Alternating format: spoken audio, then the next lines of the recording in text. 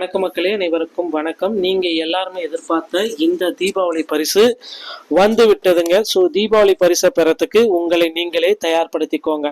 So இதை பற்றின முழுமையான தகவலை இந்த ஒரு வீடியோவில் நம்ம பார்க்கலாம். நீங்க நம்முடைய சேனலை முதல் முறையா பார்க்குறீங்க அப்படின்னா மறக்காம ஒரு சப்ஸ்கிரைப் பெல்ல கிளிக் பண்ணி வச்சுக்கோங்க.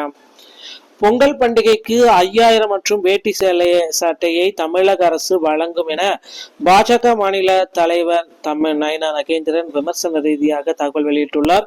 பொங்கல் பரிசு வழங்குவதற்காக கூட்டுறவு வங்கிகளை அடமானம் வைக்க திட்டம் போட்டுள்ளனர்.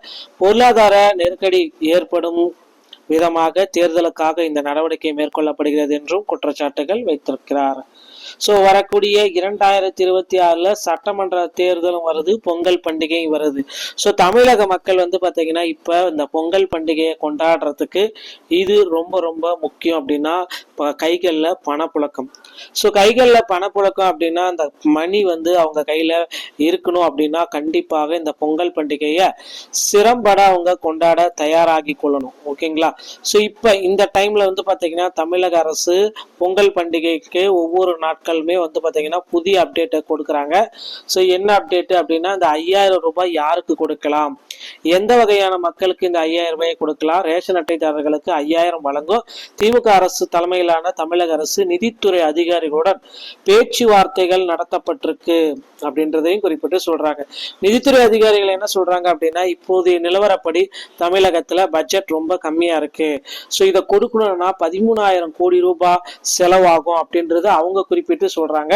அது மட்டுமே கிடையாது, தமிழக அரசின் டாப் தலைகள் சில நிதித்துறை தரப்பிலிருந்து குறித்து ஆலோசனை குறித்து நடத்தியுள்ளனர். பொங்கல் பரிசு தொகுப்பு வழங்கும் திட்டம் தொடர்பாக அறிவிப்பு விரைவில் வெளியாகும்.